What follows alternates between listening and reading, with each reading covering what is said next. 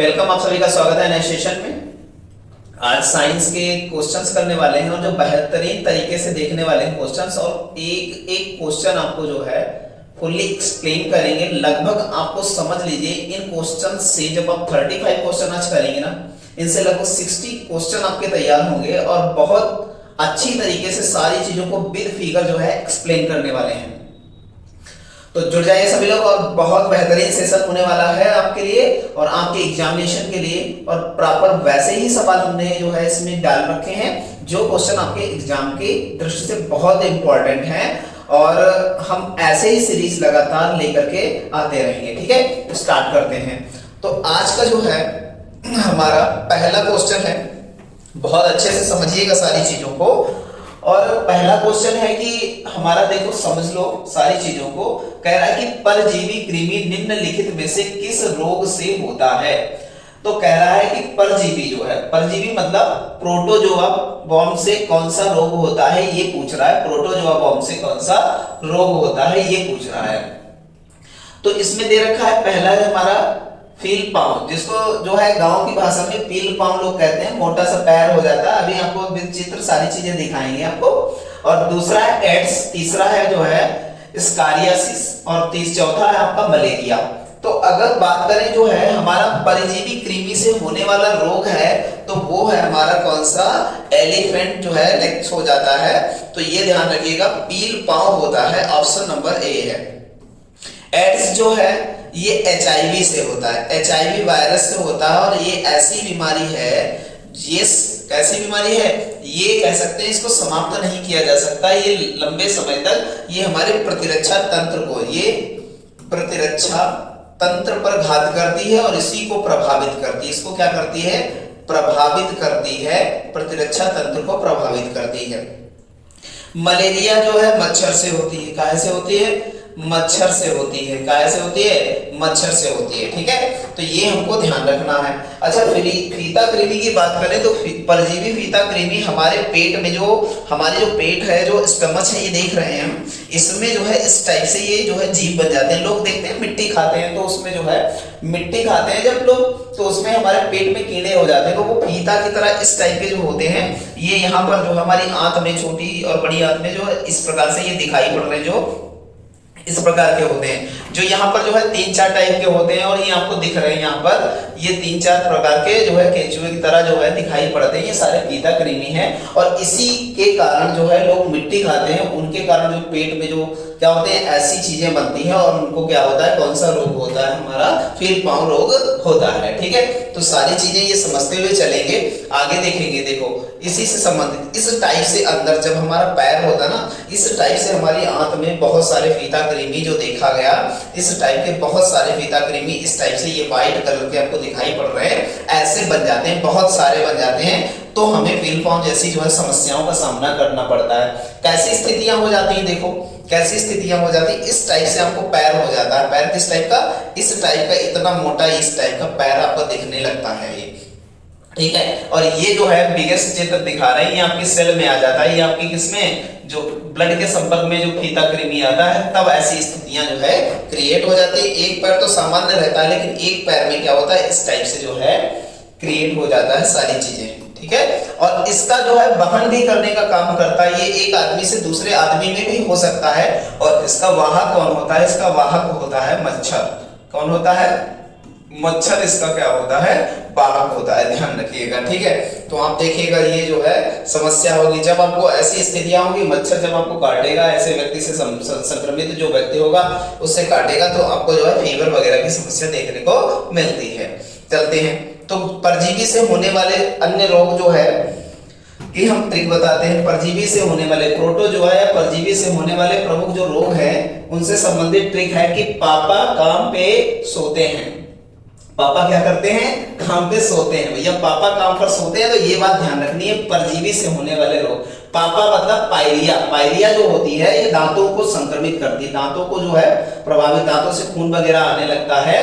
जो anti amoeba जो है, जिजीबेलिस जो है, एक क्या होता है, एक प्रोटोजोआ होता है, जिसके कारण ये पायरिया होती है। तो पापा, पापा से पायरिया ध्यान रखना है।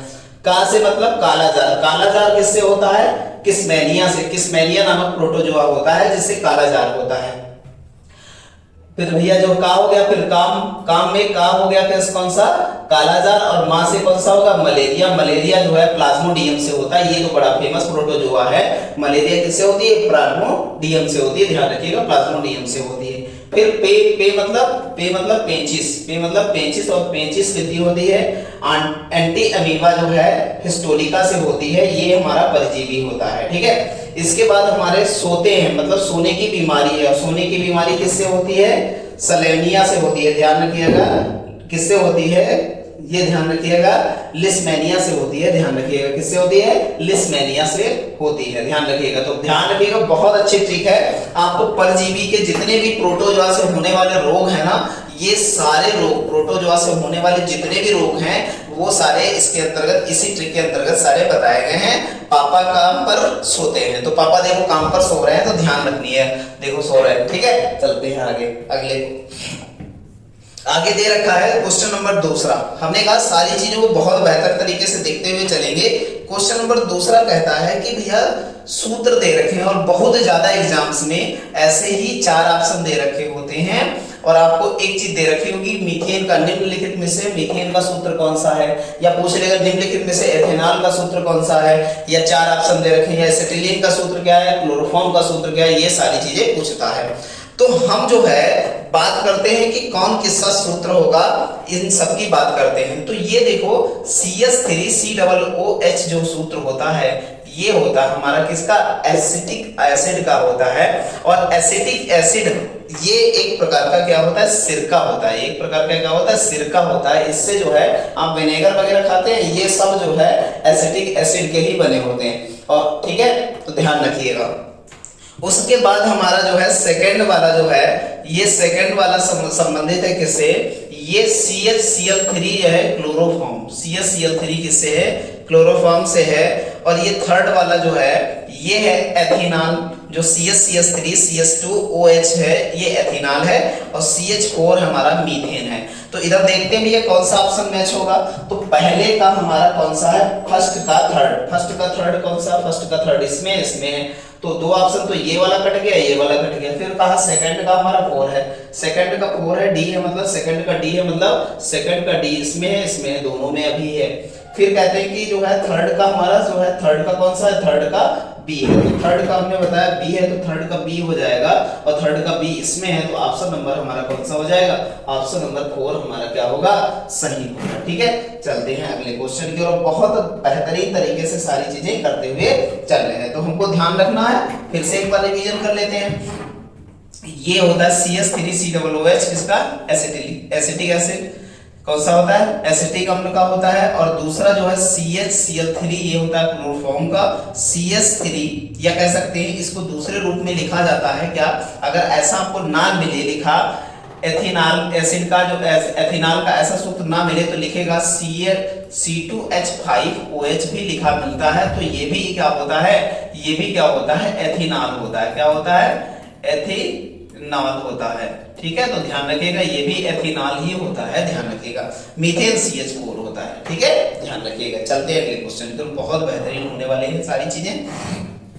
अब देखिएगा, बहुत बेहतरीन और बहुत अच्छा क्वेश्चन है, और आप समझिएगा इस क्वेश्चन को, और बहुत अच्छे से जो है जानिएगा, ठीक है।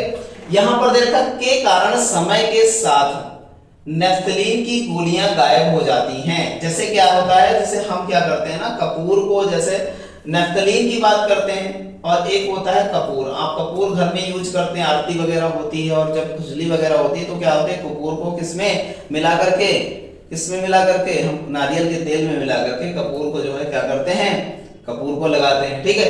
तो कहते हैं कि जो कपूर है और नेफ्थलीन है और ये जो है अगर बाहर ऐसे रख दी जाए किसी पैकेट में ऐसे खुले में, तो ये क्या होती है, धीरे धीरे कुछ समय बाद क्या होता है, गायब हो जाती हैं। तो समय के साथ गायब हो जाती हैं ऐसी गोलियां। तो इनका होता क्या है, तो इनका होता है ऊर्ध्वपातन। ऑप्शन नंबर क्या हो जाएगा, सी हो जाएगा। ऊर्ध्वपातन क्या होता है, ऊर्ध्वपातन क्या होता है भैया, ये भी जानो। ऊर्ध्वपातन होता क्या है, तो ठोस से, कह सकते हैं कि ठोस अवस्था से, कैसी अवस्था से, ठोस अवस्था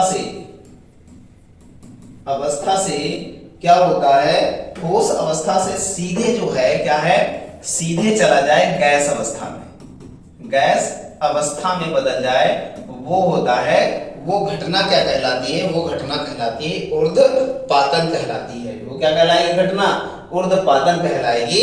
ध्यान रखिएगा, ये जो ठोस आमतौर पर हम देखते हैं कि जो ठोस चीजें होती हैं वो आमतौर पर हम देखते हैं कि ठोस चीजें काहे में बदलती हैं, पहले द्रव में बदलती हैं, उसके बाद किस में बदलती हैं, उसके बाद गैस में बदलती हैं। लेकिन यहाँ पर क्या है, यहाँ पर जो स्थिति बनेगी, ठोस डायरेक्ट काहे में बदलेगा, ठोस डायरेक्ट गैस में बदल जाएगी। तो ऐसी घटना को कभी कभी पूछ लेते हैं किसमें। अच्छा, वाष्पीकरण, वाष्पीकरण क्या होता है, द्रव का क्या डायरेक्ट, द्रव का गैस में बदलना, द्रव का गैस में बदलना वाष्पीकरण।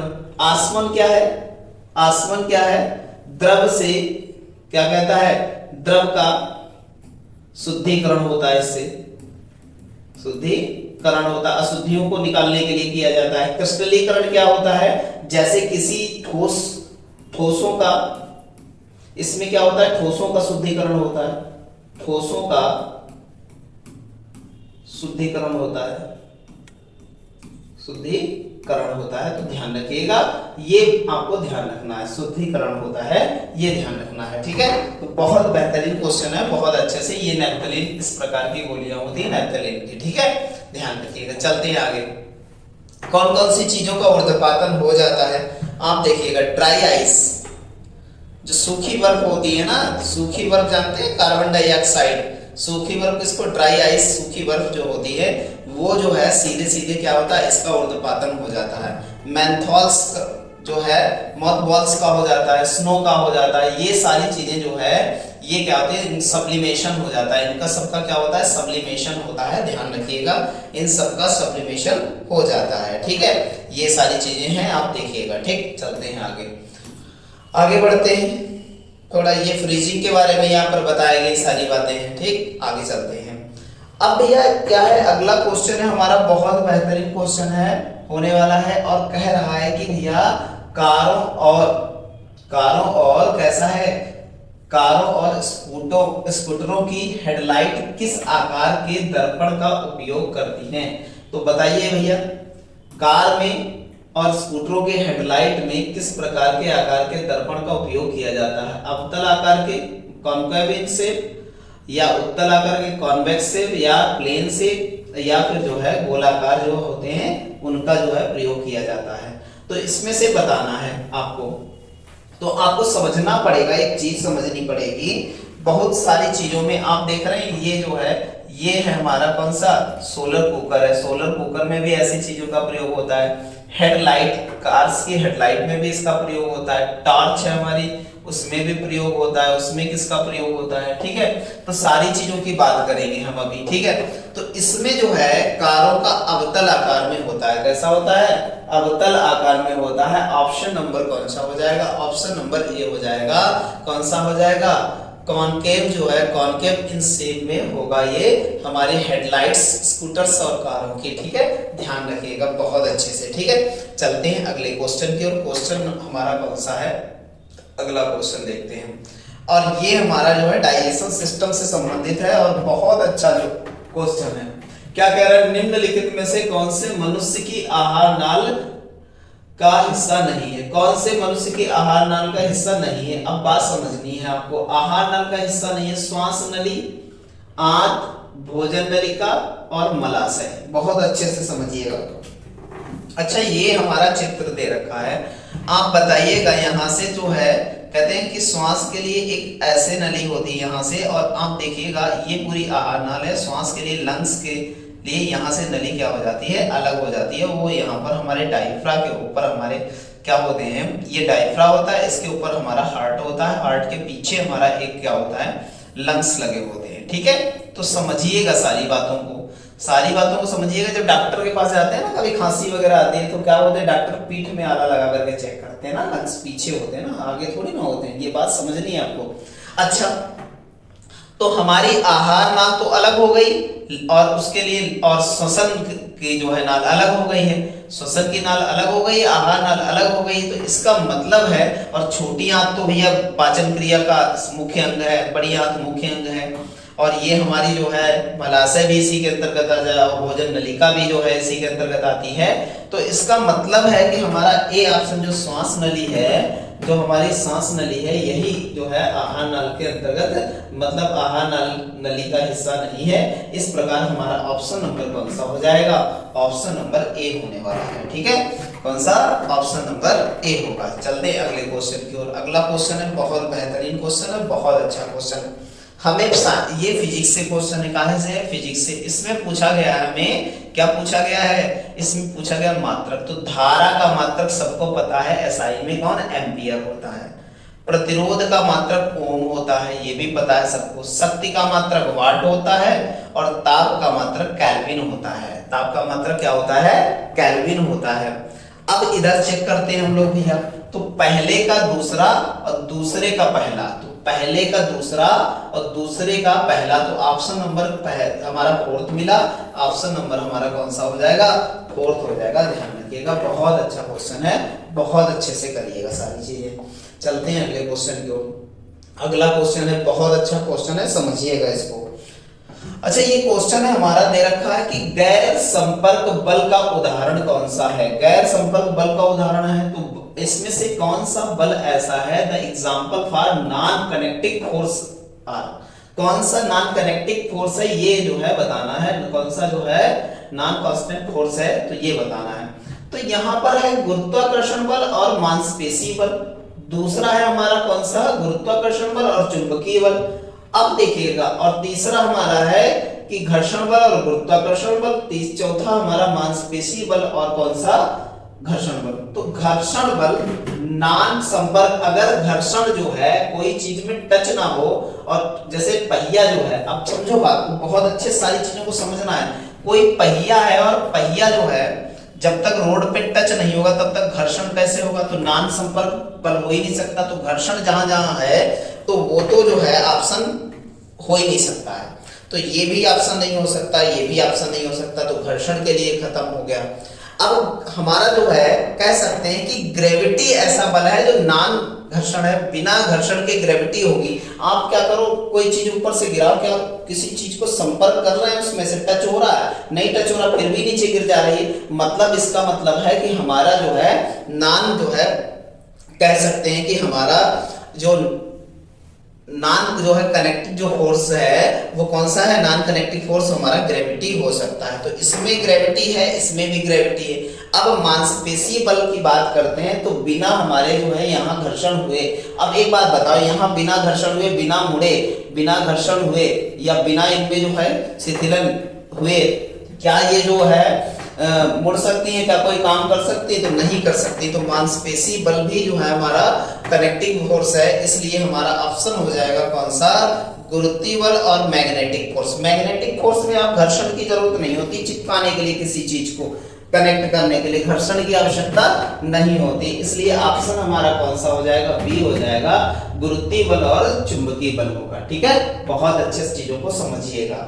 अगला क्वेश्चन देखिएगा, तो ये है, देखो आपको एग्जांपल दिखाया यहाँ पर है, तो आप समझो। एक जो है बात करते हैं, सबसे पहले बात करते हैं इधर, सबसे पहले बात करते हैं हम किस फोर्स की? ग्रेविटी फोर्स की। देखो ग्रेविटी फोर्स में पेड़ से सेब गिरा, क्या किसी में घर्षण होता जा रहा है? नहीं घर्षण होता जा रहा है, मतलब घर्षण नहीं हो रहा है। मतलब ये हमारा कौन सा है? ये हमारा नॉन जो है, कैसा है? नॉन जो है कनेक्टिव फोर्स है, मतलब गैर संपर्क बल है, ये गैर संपर्क बल है। आप ये बताओ, मैग्नेटिक फोर्स में इनको क्या कर रहा है? कोई सी प्रकार का घर्षण लग रहा है कि ऊपर जाने के लिए, चिपकने के लिए? नहीं लग रहा है। तो इसका मतलब ये भी हमारा कैसा है?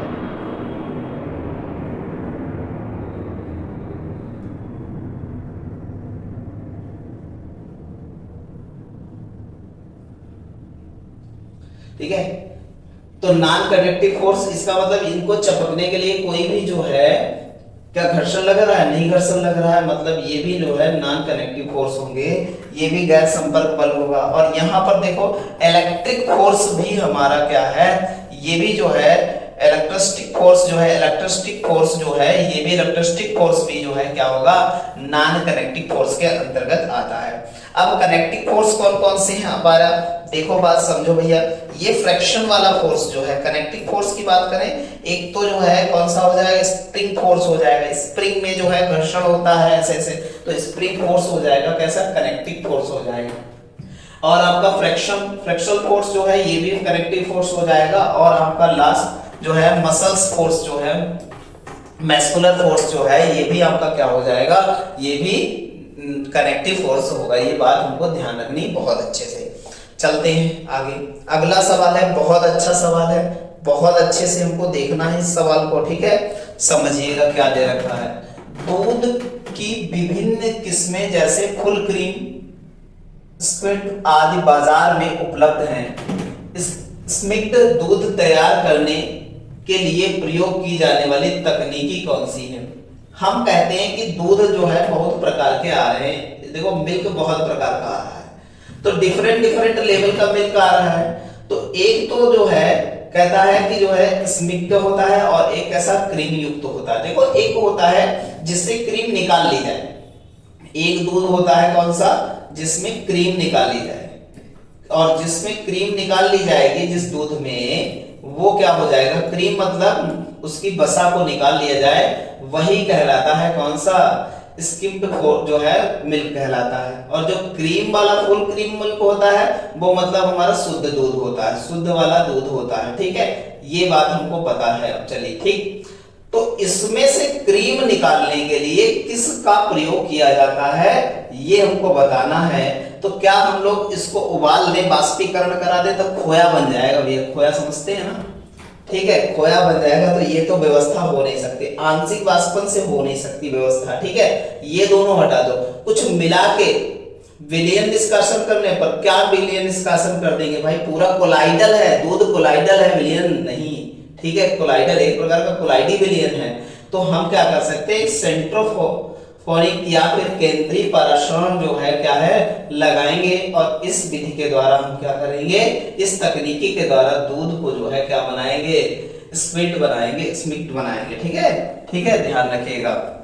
चले आगे अगले क्वेश्चन की ओर। अगला क्वेश्चन हमारा कौन सा, तो ये भैया है, ये दूध है, ये होल मिल्क है, और ये हमारा क्या है, क्रीम स्प्लिट की जा रही है, अलग की जा रही है, और उसके बाद क्रीम अलग हो गई, दूध अलग हो गया। ऐसे कुछ संयंत्र, ऐसी कुछ मशीन होती है, हम उसका यूज कर लेते हैं, ठीक है। तो क्या किया गया भैया, ऐसा दूध देखो भाई, हमारे पास एक खुली क्रीम सहित दूध है, इसको इसमें डाला गया और ये मशीन को चला गया, ये ऐसे ऐसे घूमती है। तो उसके बाद हम क्रीम और क्या है स्किम्ड दूध को क्या करते हैं, अलग कर देते हैं। तो ये बिना क्रीम का दूध बोला जाता है, ठीक है। तो ये हमारा हो गया कौन सा, क्रीम अलग कर देते हैं। चलते हैं आगे, अगला बहुत अच्छा सवाल है। तो आप एक बात समझो कि क्वेश्चन जो है हमारा बहुत बेहतरीन क्वेश्चन है, और हमको देखो सवाल है और इन सारी चीजों को मैच करना। तो सवाल जो है ये जो है कैसे बनता है, ये विखंडन से, इसका प्रजनन होता है विखंडन से। जैसे जैसे शैवाल टूटता है ना, वैसे वैसे क्या होता है, बढ़ता है। आप देखे होंगे शैवाल जो है, आपने देखा होगा इस टाइप से जो है कहां पर, तालाब वगैरह में, तो ये विखंडन से जो है इसका प्रजनन होता है। तो फर्स्ट का क्या हो जाएगा, 2 हो जाएगा, ठीक है। उसके बाद हमारा जो है सेकंड का फफूंद जो होती है, ये विषाणु से निर्मित होती है। किससे होती है, विषाणु से निर्मित होती है। अगर बात करें सी का 4 हो जाएगा, डहेलिया जो होती है जड़ के द्वारा, और कैक्टस जो होता है, कैक्टस जो होता है शरीर के भाग के अलग अलग जो है, या फिर आप कैक्टस देखते हैं कि कोई भी कैक्टस ऐसे शरीर को तोड़ करके उसको लगा दिया जाए कैक्टस को, तो वो चल जाता है ऑटोमेटिकली। तो ध्यान रखिएगा। तो इस प्रकार हमारा ये जो है बना। तो पहला शैवाल विखंडन, और कह सकते हैं फफूंद जीवाणु के निर्माण द्वारा, और डहेलिया कह सकते हैं जड़ों द्वारा, और इसको कैक्टस को कह सकते हैं शरीर के भाग को अलग होता है, ठीक है। तो ये हो जाएगा ऑप्शन नंबर हमारा कौन सा, ऑप्शन नंबर कौन सा हो जाएगा, 4 हो जाएगा, ठीक है। चलते हैं अगले क्वेश्चन की ओर। अगला क्वेश्चन हमारा देखते हैं कौन सा होगा।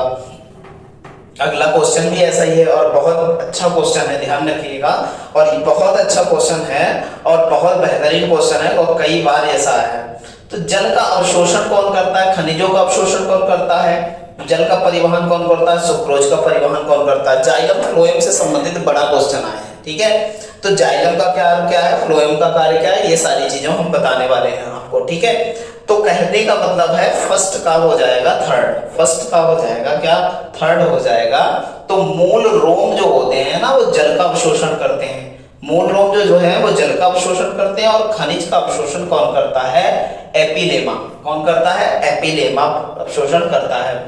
अब बात करते हैं जो सी है ना, वो फर्स्ट जाइलम क्या करता है ना, वाटर का परिवहन करता है पेड़ों में, और फ्लोएम क्या करता है, ये सुक्रोज का परिवहन करने का काम करता है। तो फिर से देखिएगा, जल का अवशोषण कौन करता है, मूल रोम करते हैं। खनिज का अवशोषण कौन करता है, एपिलेमा करता है। जल का परिवहन कौन करता है, जाइलम करता है। और जो है सुक्रोज का परिवहन पौधों में कौन करता है, वो करता है फ्लोएम करता है। तो इस प्रकार हमारा ऑप्शन बना, ऑप्शन नंबर कौन सा, ऑप्शन नंबर डी बना, ठीक है। ध्यान रखिएगा सवाल को, बहुत अच्छा सवाल है, ठीक है। चलते हैं अगले क्वेश्चन की ओर। अगला क्वेश्चन है हमारा, देखिएगा भैया, समझिएगा इस क्वेश्चन को, बहुत अच्छा क्वेश्चन है, ठीक है। चलिए, तो देखो क्या कह रहा है कि दो स्थिर तरल पदार्थों का पृथक होने स्पेस में अंतर के आधार पर किया गया है।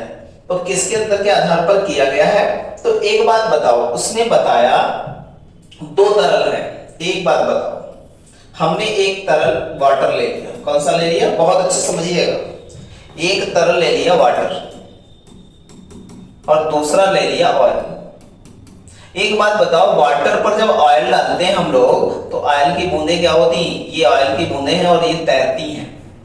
क्यों तैरती हैं, क्यों अलग रहती हैं, तो अंतर होने का आधार क्या है, पृथक्करण के अंतर होने का आधार क्या है, उनका डेंसिटी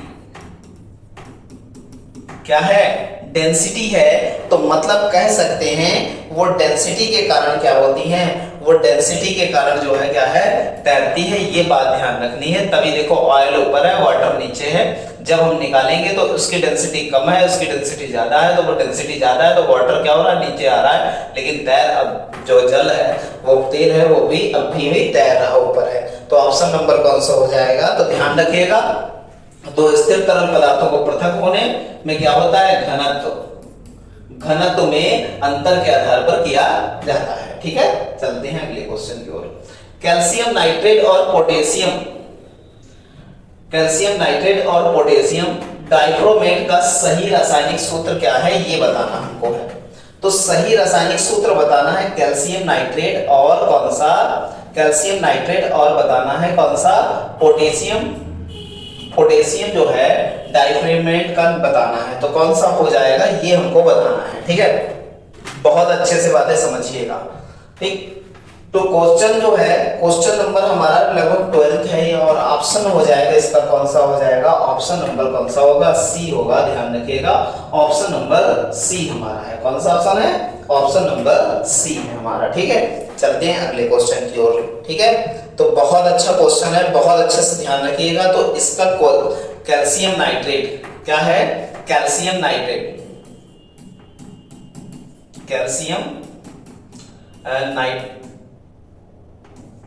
का जो होता है, कैल्शियम नाइट्रेट का सूत्र लिख सकते हैं CaNO3 का होल ट्वाइस। और हमारा जो है दूसरा होता है पोटेशियम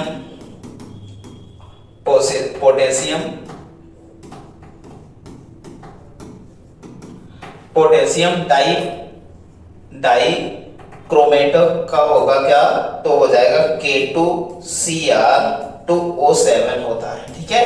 तो ध्यान रखिएगा, बहुत अच्छा क्वेश्चन है, ठीक है। चलते हैं अगले क्वेश्चन की ओर। बहुत अच्छा क्वेश्चन है, बहुत अच्छी तरीके से हमने सारे क्वेश्चन किए हैं,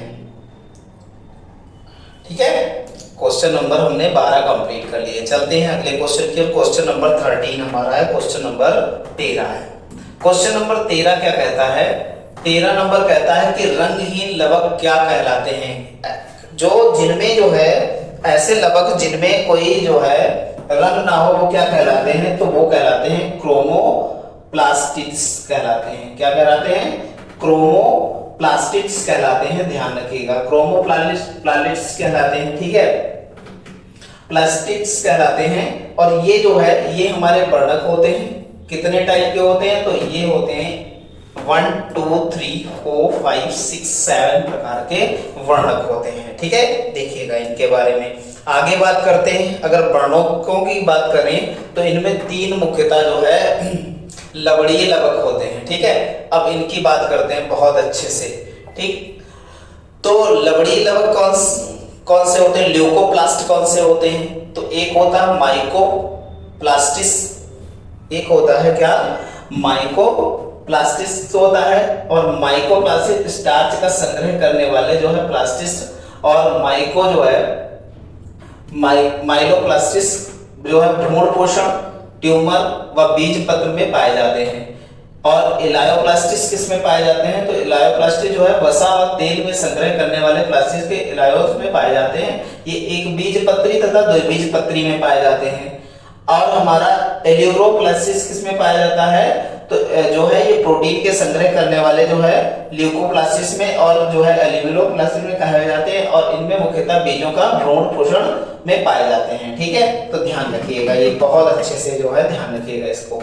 और ये जो है देखो, ये हमारी अलग अलग कलर के बहुत सारे जो है ये क्रोमोप्लास्टिस के होते हैं। तो बहुत सारे अलग अलग कलर के देखो सारी चीजें दिख रही हैं, अलग अलग कलर की ये जो है आपको दिख रही है। इधर आपको दिख रही है ये टमाटर रेड कलर का, लाइकोपिन के कलर का, ये जो है अलग अलग, तो ये वर्णक होते हैं इसके अंतर्गत। ये रेड कलर का है, ये आपकी जो है शिमला मिर्च है जो ये अलग कलर की ये है, ये आप देख रहे हैं कद्दू देख रहे हैं, ये सब अलग अलग कलर के जो है दे रखे हैं, ये वर्णक के कारण होते हैं। ठीक है, तो ध्यान रखिएगा। चलते हैं आगे अगले क्वेश्चन की ओर। अगला क्वेश्चन है बहुत बेहतरीन, सारी चीजों को हम करते हुए चल रहे हैं। ठीक है, चलते हैं। क्वेश्चन नंबर हमारा कौन सा है? क्वेश्चन नंबर हमारा कौन सा है? क्वेश्चन नंबर 14 है। क्वेश्चन नंबर 14 क्या कहता है? क्वेश्चन नंबर 14 कहता है कि m द्रव्यमान का एक पिंड b वेग से एक दीवार में क्या है समान वेग से वापस उछाल आता है। कह रहा है कि m द्रव्यमान का एक पिंड है जो b वेग से एक दीवार से टकराकर समान वेग से क्या होता है वापस उछलकर आता है, तो संवेग परिवर्तन क्या होगा ये बताना है हमको। अच्छा एक बात बताओ, बहुत अच्छे समझो, यहाँ पर बहुत अच्छे से समझाने वाले हैं। ठीक है, बहुत अच्छे सारी चीजों को समझते हुए चलिएगा।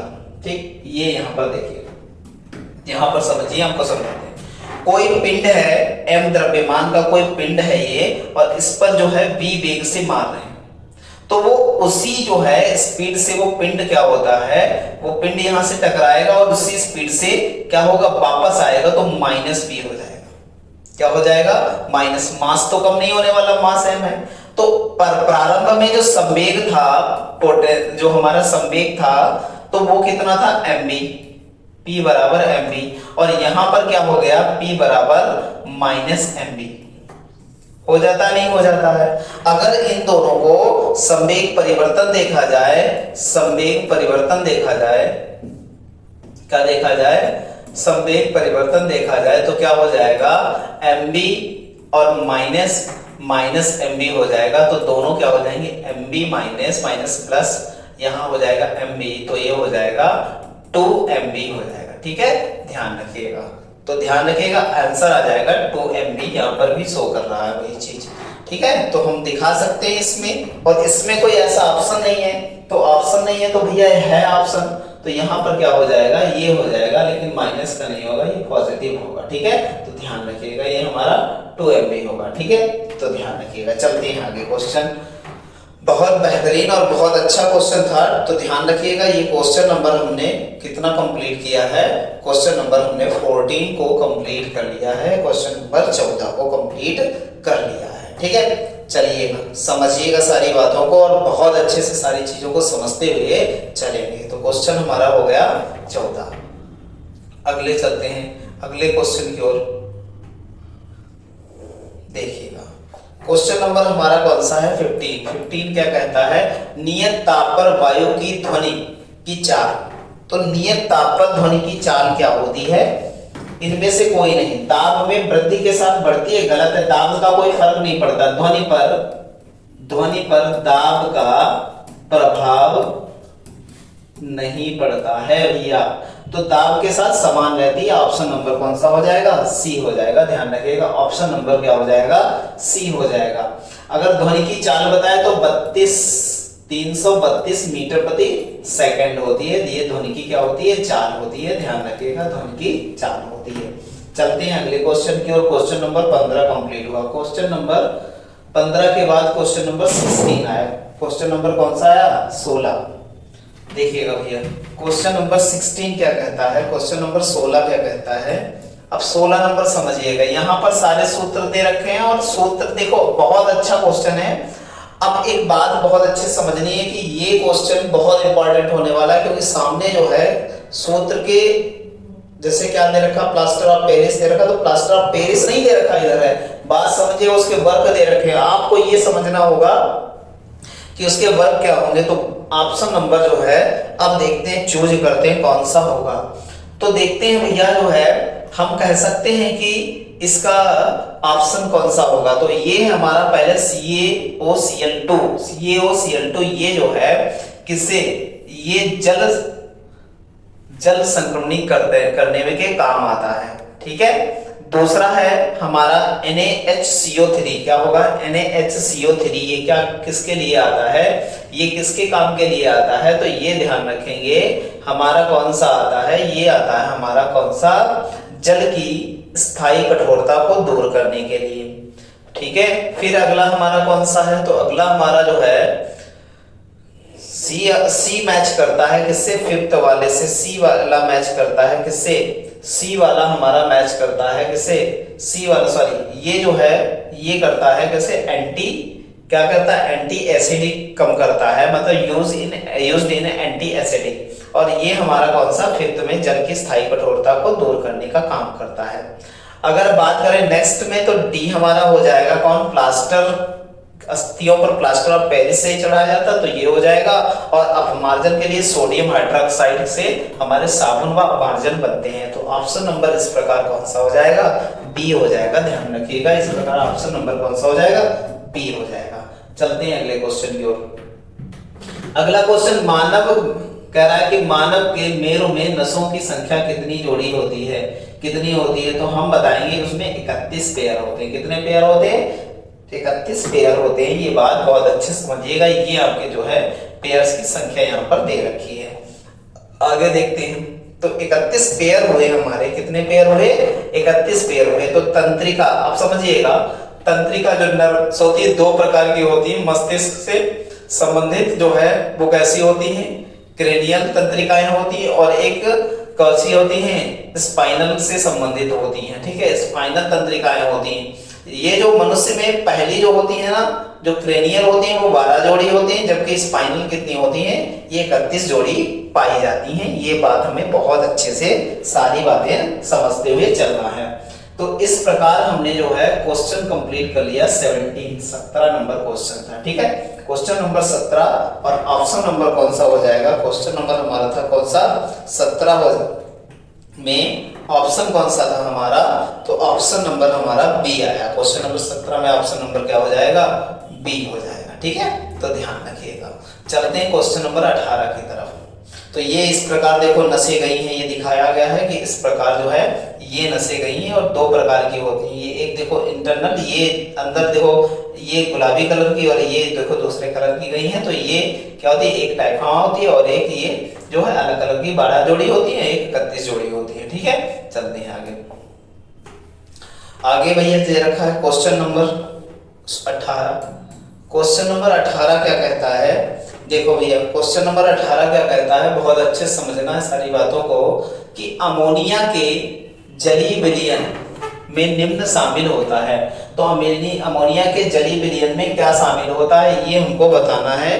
तो ये हमको बताना है, तो अमोनिया के जलीय विलयन में शामिल होता है कौन सा शामिल होता है हमारा, ऑप्शन नंबर कौन सा हो जाएगा, सॉरी ऑप्शन नंबर कौन सा हो जाएगा, सी ऑप्शन हो जाएगा। HNO4 ion plus OH ion दोनों शामिल होते हैं। ऑप्शन नंबर हो जाएगा हमारा सी हो जाएगा, ध्यान रखिएगा। अच्छा, ये सारे जो है फर्टिलाइजर, एग्रीकल्चर इंस्ट्रूमेंट में, आपका पेट्रोल वाले क्षेत्र में, ये माइंस में, और ये फूड प्रोडक्ट में, रबर में, इन सब में यूज होता है, ठीक है। चलते हैं आगे क्वेश्चन की ओर बढ़ते हैं, ठीक है, अमोनिया का। तो क्वेश्चन अगले क्वेश्चन की ओर बढ़ते हैं। अगला क्वेश्चन है हमारा गुरुत्वाकर्षण जो नियतांक होता है जी, सार्वत्रिक नियतांक इसे कहा जाता है, इसका मान कितना होता है ये हमको बताना है, बहुत अच्छे से समझना। तो ऑप्शन नंबर बी हो जाएगा 6 पॉइंट, कौन सा होता है ऑप्शन नंबर बी होगा, कौन सा ऑप्शन नंबर बी होगा, क्वेश्चन नंबर 19 है तो ऑप्शन नंबर बी हो जाएगा 6.67408 10⁻11 metre cube kilogram second square, ये हो जाएगा। ठीक है, चलते हैं अगले क्वेश्चन की ओर। अगला क्वेश्चन है हमारा क्वेश्चन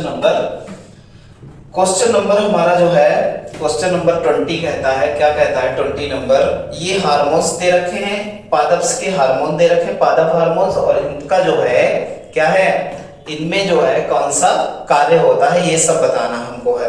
तो हम कह सकते हैं कि जो ऑक्सिन हार्मोन्स है ना, ये वृद्धि को क्या करता है, वृद्धि को रोकने का काम करता है, ग्रोथ को रोकने का काम करता है, ग्रोथ हार्मोन्स है। ठीक है, अगली बात करते हैं, जब फिर कौन सा है हमारा गैब्रेलिन क्या होता है, गैब्रेलिन क्या करता है, ऑप्शन नंबर बी हमारा क्या करता है, गैब्रेलिन क्या करता है, ये सारी बातें हमको जाननी है। तो बी का कौन सा हो जाएगा, सेकंड हो जाएगा, कोशिका विभाजन को बढ़ावा देता है, कोशिका डिवीजन को। साइटोकाइनिन क्या करता है, तो साइटोकाइनिन हमारा जो है क्या करता है, प्ररोह की गति को देता है, तो क्या करता है, मूवमेंट शूट्स करता है। ठीक है, ध्यान रखिएगा, शूट क्या होते हैं, एक पौधा होता है उसमें यहाँ पर जो जो निकले होते हैं ये अंकुर, ये शूट कहलाते हैं। ठीक है, ध्यान रखिएगा। लास्ट हमारा क्या होगा, ये हमारा जो है कहता है कि एसिटिक एसिड क्या करता है, एसिटिक एसिड क्या करता है, तनों में वृद्धि के लिए करता है, तो ऑप्शन नंबर ए हो जाएगा। इस प्रकार ऑप्शन कौन सा हो जाएगा, ऑप्शन नंबर ए हो जाएगा। चलते हैं अगले क्वेश्चन की ओर।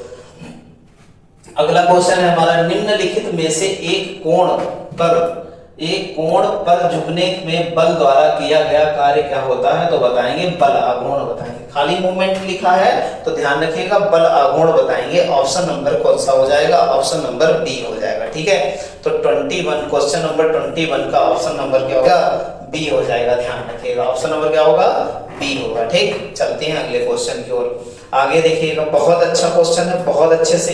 एक पिंड का एक कोयले की खदान में समुद्र तल पर और पहाड़ की चोटी पर भार क्या होगा, तो किसका कौन सा भारी होगा, किसका कौन सा कम होगा, ये बताना हमको है। क्वेश्चन नंबर 22 कहता है, 22 नंबर कहता है कि जो है एक तो खदान में है, कोयले की खदान में, दूसरा समुद्र तल पर, तीसरा पहाड़ पे है। तो पहाड़ पे ये W1 है, ये W2 है, ये W3 है। ठीक है, तो कह सकते हैं कि सबसे ज्यादा यहाँ पर वेट किसका होने वाला है और सबसे कम वेट किसका होने वाला है, तो ये हमको बताना। तो सबसे ज्यादा वेट खदान वाले का होने वाला, फिर समुद्र तल का, फिर पहाड़ का जो है सबसे कम वेट होने वाला है। ऑप्शन नंबर कौन सा हो जाएगा, सी हो जाएगा, क्वेश्चन नंबर 22 का। क्वेश्चन नंबर 23 में क्या दे रखा है, ये ग्रुप डी में आया हुआ बहुत बेहतरीन क्वेश्चन है और बहुत अच्छे से करना है हमें। 23 क्वेश्चन नंबर 23 कहता है कि हमको ये बताना है 23 में कि निम्नलिखित में से कौन सी अभिक्रिया द्विविस्थापनीय अभिक्रिया, तो ऑप्शन नंबर ए हो जाएगा। NaSO4 और BaCl2 को जब क्रिया कराते हैं आपस में, तो BaSO4 मतलब SO4 और क्या बनता है, ये जो है हमारा ट्रांसफर हो जाता है, प्रतिस्थापन क्रिया हो गई। और द्वि प्रतिस्थापन मतलब ये निकल करके इसके साथ हुआ और ये इसके साथ आया, ये इसके साथ आ गया, इसलिए द्वि प्रतिस्थापन क्रिया होती है, ये इसके साथ लग गया करके। ठीक है, तो ऐसी क्रिया द्वि प्रतिस्थापन क्रिया कहलाती है, इसलिए ऑप्शन नंबर ए हो जाएगा। ठीक है, क्वेश्चन नंबर कौन सा था हमारा, ये क्वेश्चन हमारा। आगे चलते हैं, अगला क्वेश्चन हमारा बहुत बेहतरीन क्वेश्चन है, बहुत अच्छा क्वेश्चन है, बहुत अच्छे समझिएगा। क्वेश्चन नंबर जो है हमारा हो जाएगा ये 22, 23, 24 हो जाएगा। क्वेश्चन नंबर कौन सा हो जाएगा, 24। क्वेश्चन नंबर 24 कहता है कि पृथ्वी की सतह से 1 किलोग्राम द्रव्यमान वाले पिंड का पलायन 11.2 किलोमीटर प्रति सेकंड है, तो 100 किलोग्राम जो है द्रव्यमान वाले पिंड का पलायन क्या होगा, तो लिखेंगे तुरंत, डायरेक्ट बता देंगे कितना हो जाएगा, 11.2 किलोग्राम प्रति सेकंड ही होगा। आप ये बदलने वाला है नहीं। ठीक है, ध्यान रखिएगा, बिल्कुल बदलने वाला नहीं है, चाहे 1 किलोग्राम हो चाहे आपका 100 किलोग्राम हो, पलायन वेग यथावत रहता है, बदलता नहीं है। ठीक है, चलते हैं, क्वेश्चन नंबर 25 है, बहुत अच्छा क्वेश्चन है। विटामिन B12 कह रहा है, B12 किसमें भाग लेता है, विटामिन B12 किसमें भाग लेता है, तो ध्यान रखिएगा, आरबीसीज की परिपक्वता को करने के लिए, आरबीसीज को डेवलप करने के लिए, परफेक्ट को करने के लिए जो है भाग लेता है। ये नॉर्मल सेल है और ये जो है उसमें भाग लेकर के चले। ठीक है, चलते हैं आगे अगले क्वेश्चन की ओर।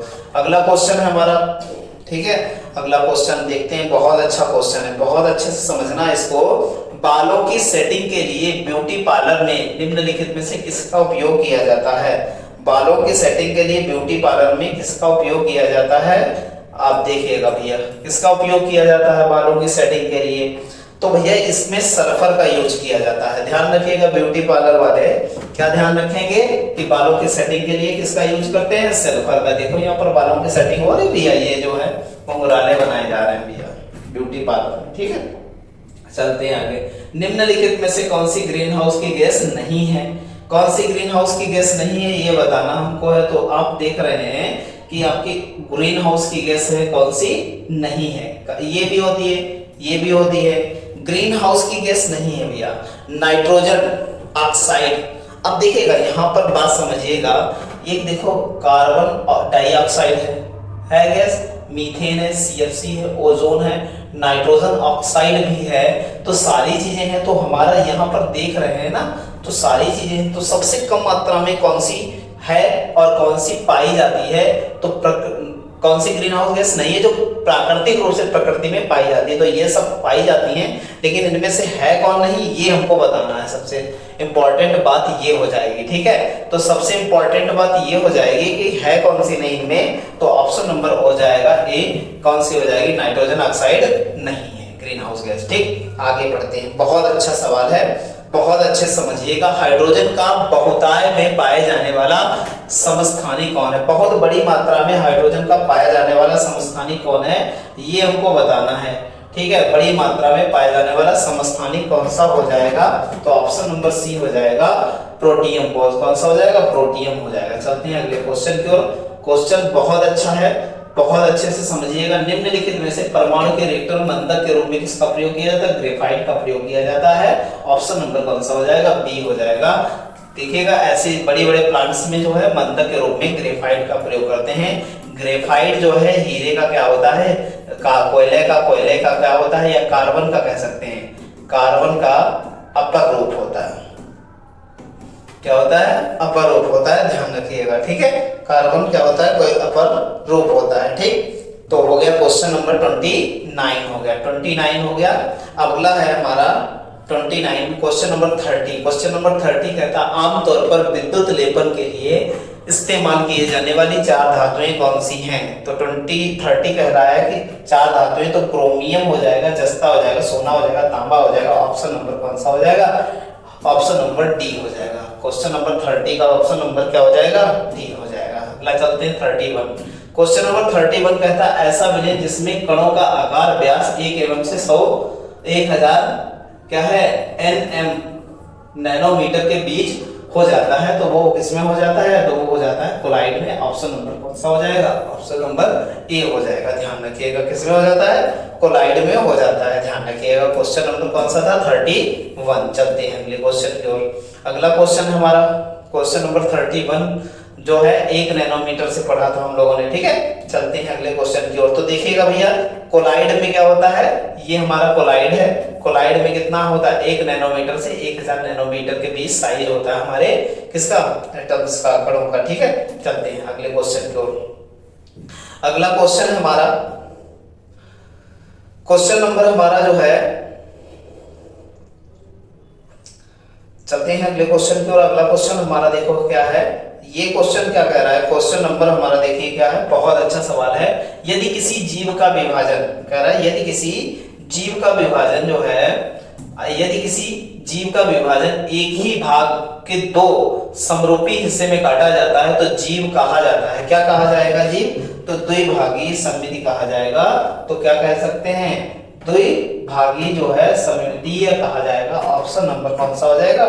डी हो जाएगा। ठीक है, चलते हैं अगले क्वेश्चन की ओर। क्वेश्चन नंबर हमारा 33। तो समझ लीजिएगा, अनियमित विखंडन में अमीबा आ जाता है, अनियमित विखंडन में अमीबा आ जाता है, और जो है हमारा अनुप्रस्थ द्विभागी में कौन सा आ जाता है? पैरामीशियम आ जाता है, और अनुदैर्ध्य द्विआधारी विखंडन में यूग्लिना आ जाता है। तो ये आपके बने हुए हैं। ठीक, चलते हैं अगले क्वेश्चन की ओर। अगला क्वेश्चन देखिएगा, बहुत अच्छा क्वेश्चन है। किस वस्तु के अवशोषित होने या नहीं होने पर जो है एक निश्चित क्या कहते हैं, सुनिश्चित परीक्षण है। तो ये बताइएगा कौन सा सुनिश्चित परीक्षण है, ये हमको जानना है। ठीक है, तो बहुत अच्छा क्वेश्चन है और बहुत अच्छे से सारी चीजों को करना है। तो 33 नंबर क्वेश्चन है, क्वेश्चन नंबर 33, और क्वेश्चन नंबर 33 कहता है कि ये हमारा कौन सा हो जाएगा, ऑप्शन नंबर क्या हो जाएगा, बी हो जाएगा, प्रतिकर्षण हो जाएगा। ठीक है, प्रतिकर्षण, रिपल्शन करते हैं। ठीक है, चलते हैं। तो ये हमारे जो है इतने क्वेश्चन थे, हमने 33 क्वेश्चन किए हैं, बहुत बेहतरीन तरीके से सारी चीजों को बहुत अच्छे से एक्सप्लेन करके किया है। ठीक है, चैनल को लाइक कीजिए, सब्सक्राइब कीजिए, शेयर कीजिएगा। ठीक है, धन्यवाद।